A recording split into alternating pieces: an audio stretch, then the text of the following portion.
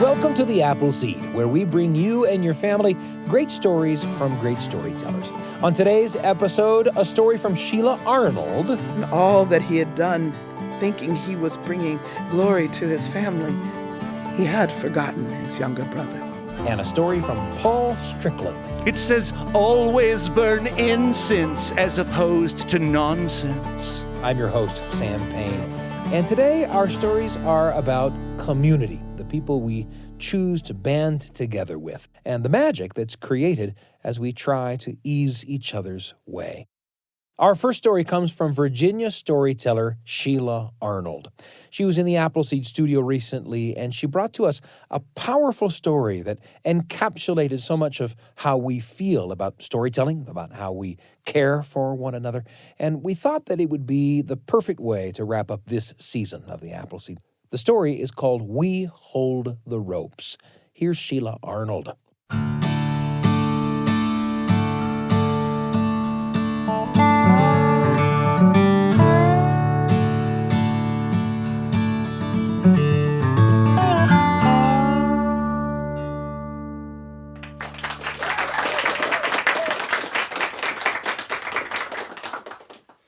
I'm leaving, and you can't stop me.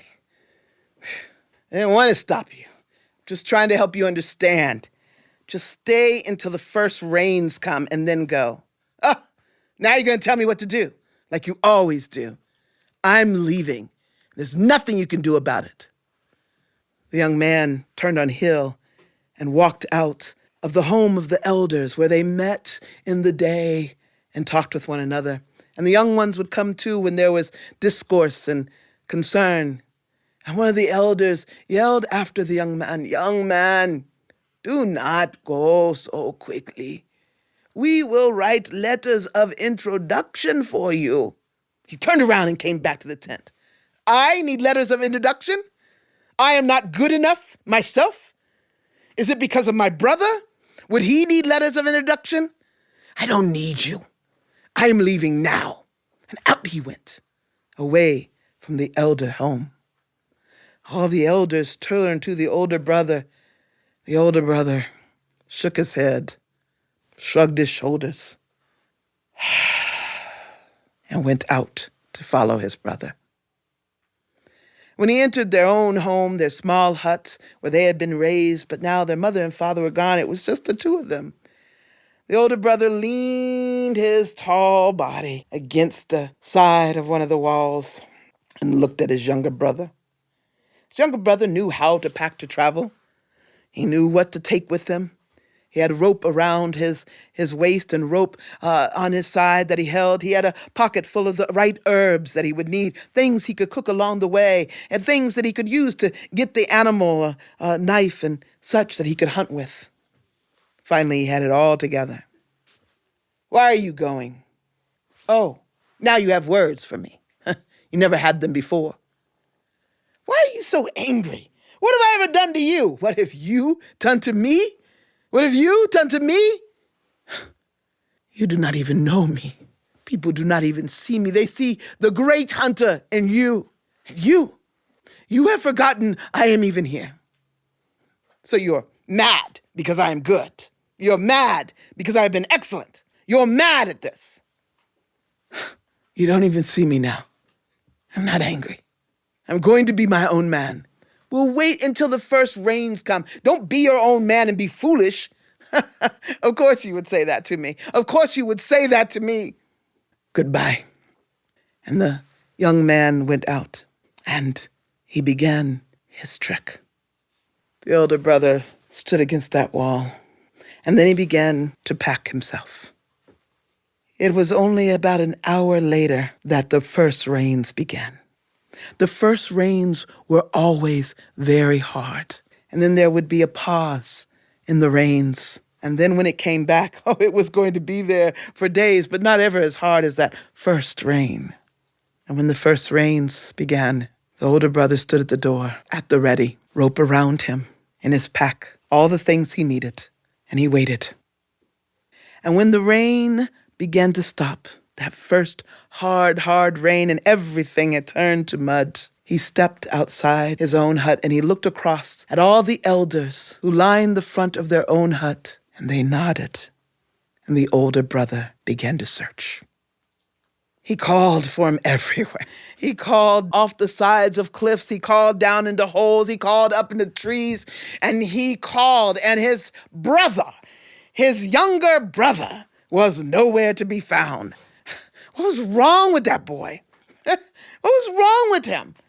He was the celebrity of all of those in the village. He was the one that led their family to be known as great. He was the one. Women, they greeted him. Oh, that first day, that day that he went for the boar hunt and he brought back the biggest boar around his shoulders. Every father wanted to have him married to their daughter. Every one of them. Wasn't he the one that brought their family joy? Wasn't he the one that showed what power they had? Wasn't he? And the older brother understood. Wasn't he? And all that he had done, thinking he was bringing glory to his family, he had forgotten his younger brother. He had stopped seeing him. He'd become a shadow in his own shadow. And now he looked even more diligently, calling everywhere. He saw that large hole. That was the hole that he had gotten the boar out of.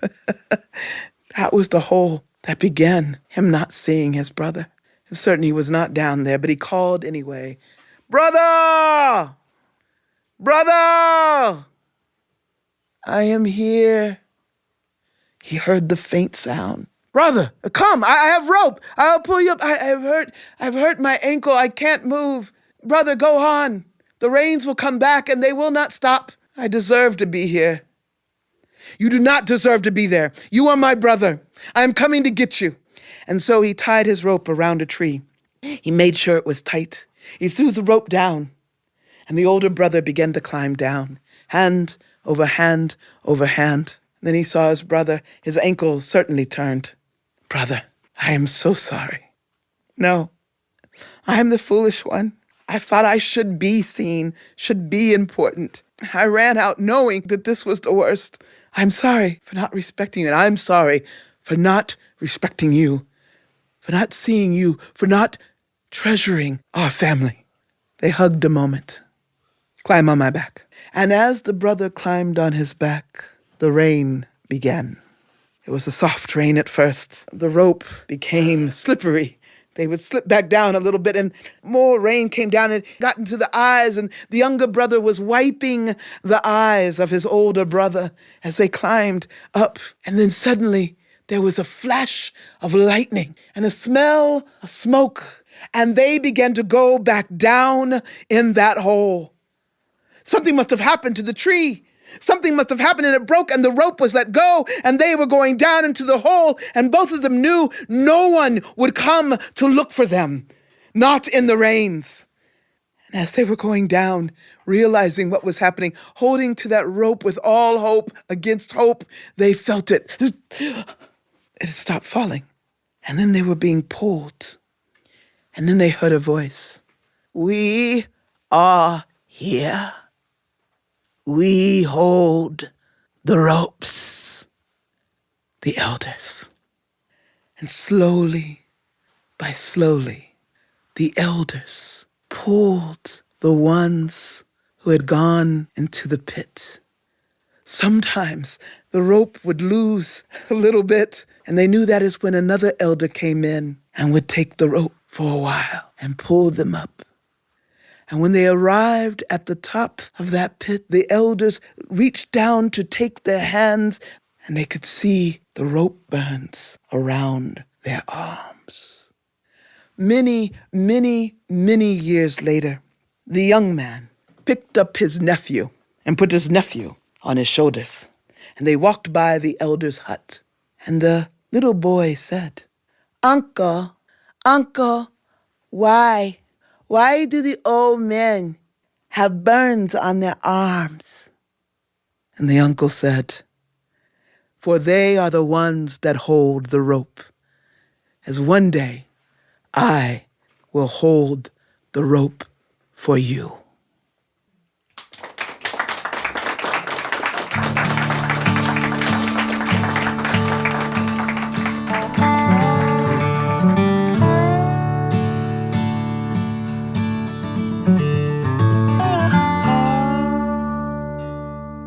Sheila Arnold with a story called We Hold the Ropes. Now, you never know what kind of a memory a story is going to bring on. This one brought on a memory for me. Everyone has a thing. Mine is heights. I'm a first-class acrophobe.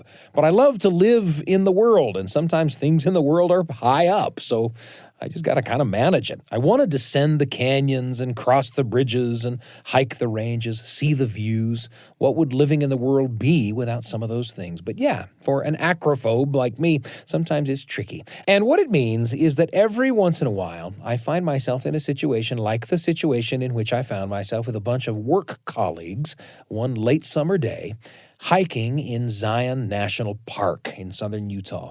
Zion National Park has plenty of hikes for the timid. Walks, really, along some of the most beautiful vistas on earth. Zion National Park also contains some hikes that are not for the faint of heart, like the Angel's Landing Trail with drop-offs of more than 1,000 feet on either side of the narrow trail. Well, this hike was somewhere in between. It's the Pine Creek Canyon Trail, and it's nothing like the Angel's Landing Trail, but it's tricky. There are parts of the trail where you have to swim. There are parts of the trail down which you have to rappel on ropes, and the hike culminates in 100-foot free-hanging rappel to the canyon floor. I know, I get it. Some of you eat 100-foot rappels for breakfast. Some of you are my friends and family members, and to you, I say, jump in the lake. 100-foot fall will kill you, even on a good day. And folks like me, well, let's just say that it's plenty. The hike was incredibly beautiful, by the way. It was really an extraordinary day. And I was in the company of some real experts. They knew where the tricky places in the trail were. They knew where the bolts were to tie in for a rappel. They were great at working with the inexperienced like me. It was they to whom I looked when I had a question or when I felt at all nervous. And then, finally, that final rappel down an enormous open chamber to the canyon floor, 100 feet below.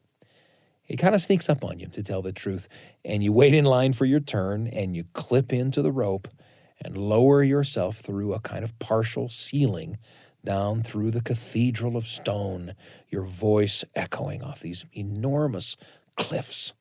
I hung back. I wanted to see a few people do it before I went to the edge myself. And one by one, my friends all disappeared. I could hear them laughing with exhilaration as they descended. And then, finally, my turn. The guides that I'd come to trust so thoroughly stood above the bolt from which hung the rope on which I'd descend. As I approached the edge, I told them that I wasn't going to look down. Rather, I was going to look directly at them as I secured myself to the rope. And I was going to keep looking at them as I began to lower myself. And that's what I did. Locked my eyes on my guides, and down I went while they held the rope. I was 20 or 30 feet down the rope, maybe, when I took my eyes off my guides and began to look around. Hanging there in that open space was indeed thrilling. Hollering out in exhilaration in that enormous chamber of rock was unforgettable. I'm so glad I had that experience. And I arrived on the canyon floor filled with the euphoria that comes with doing stuff like that. It wasn't the last time I'd ever do something like that. There's plenty of that kind of thing in my future, too, I'm sure. And as I engage with stuff against which my phobias cry out, I'm always glad to have a good guide to talk me through it. Well, that's where Sheila Arnold's story took me. Where will her story take you? And who will you take along?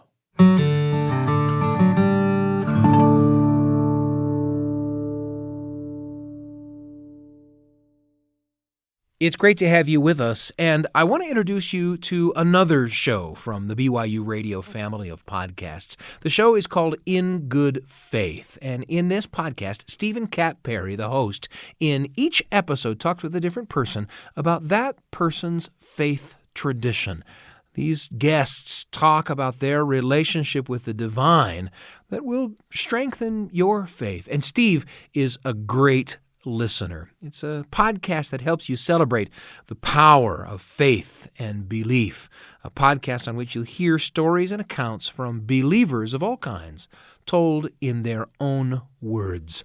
You can listen to In Good Faith wherever you hear our show. You can find it on Apple Podcasts, Spotify, YouTube, all kinds of places to listen to In Good Faith on demand.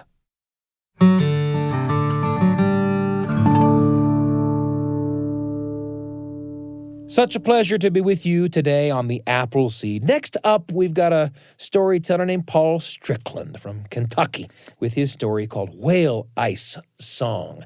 It was recorded live in the Appleseed studio. Here's Paul.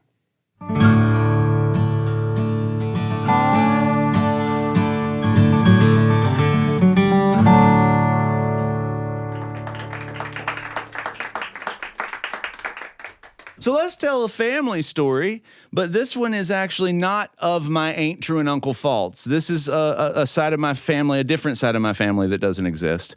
And I love telling this story. So here's the thing.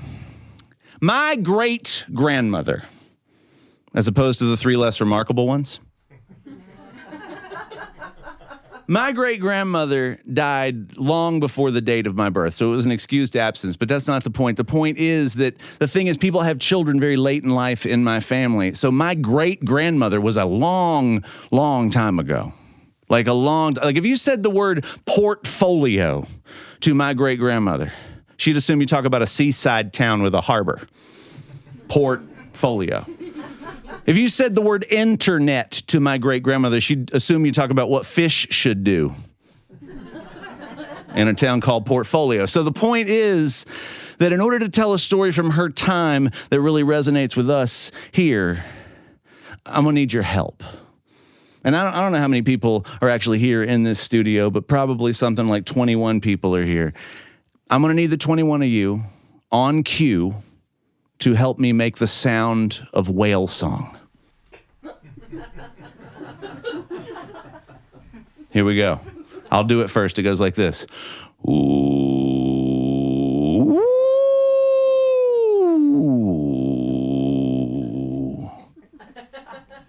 Here we go. Let's try it.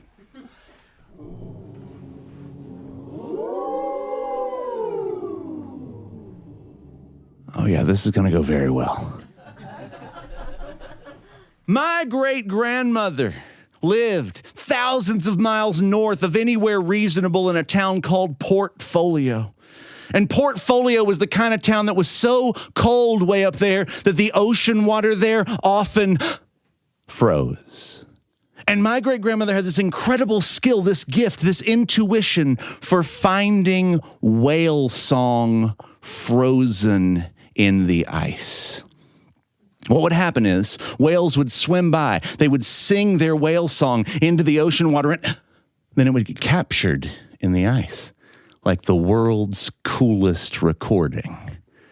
My great-grandmother had this intuition, this skill. And I imagine she would swathe herself in leather and fur, and she'd go out with a leather bag and an axe. She'd find a place where she thought there was whale song in the ice, and then she would chop the ice up into chunks, and then she would take those chunks home to test them for whale song. Now, how do you test ice for whale song?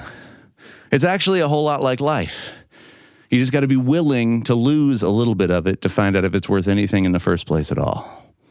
So what she would do is she would melt it just a tad. She'd take a stethoscope, she would heat it over a candle flame, and then she would touch a piece of ice with it. And the moment she heard those bellowed tones, she would take that ice and shove it down into a bucket full of snow to stop it from melting.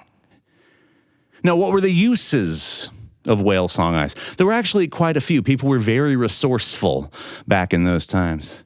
But one of my favorite uses, my great-grandmother during tourist season, She would wave somebody down and ask for their palm, and they would come over and offer their palm.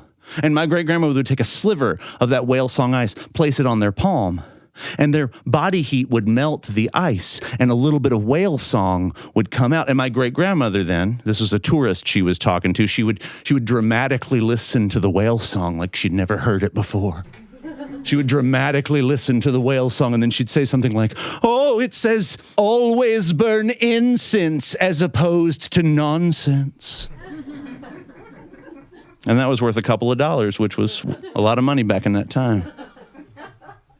But the important use of whale song ice was a ritual.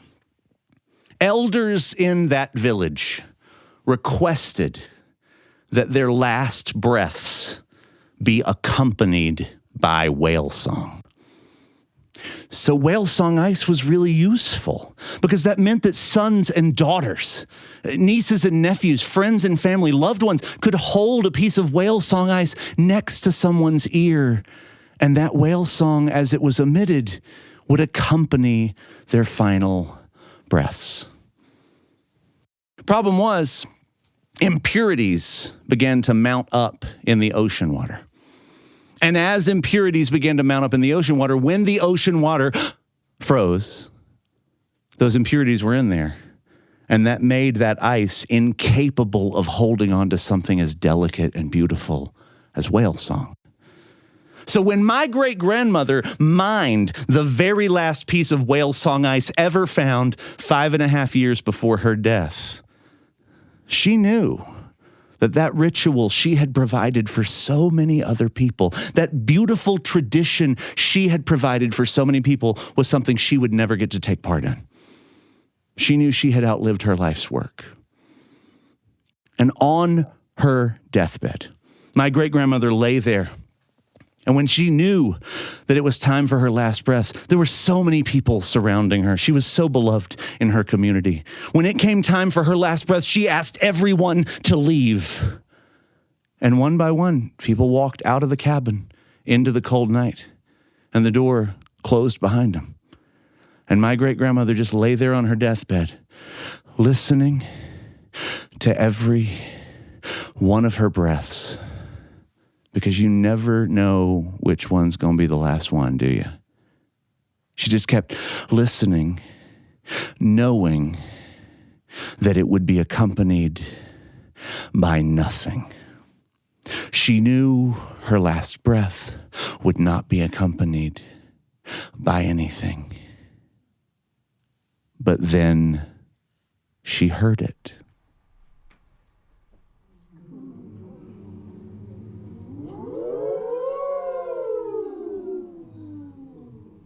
Because the people of Portfolio surrounded my great-grandmother's cabin, determined. All night long in shifts, those people sang the sound of whale song into the night, determined that my great-grandmother's last breaths would be accompanied with her final wish, determined that she would hear whale song.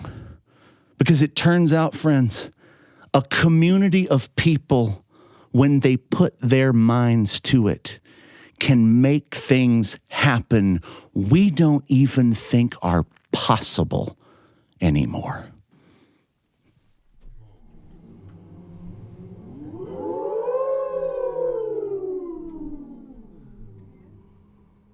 And yeah, it probably didn't sound anything like actual whale song.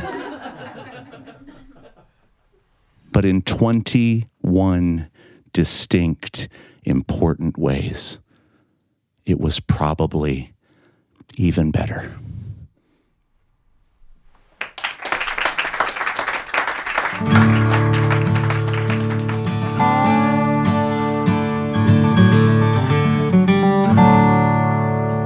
Paul Strickland with Whale Ice Song.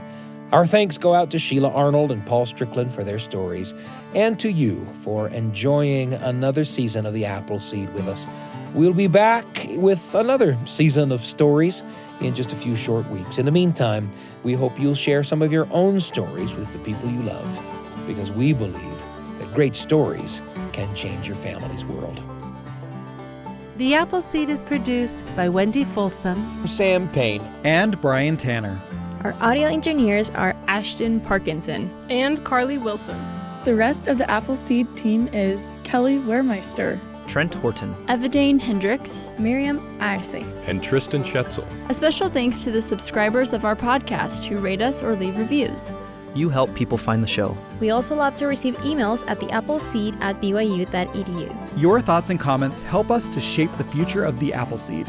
We're pleased and proud to be among the many podcasts produced by the BYU Radio family.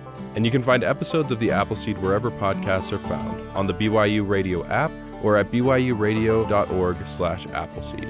I'm Sam Payne, and the whole team can't wait to be with you again on The Appleseed.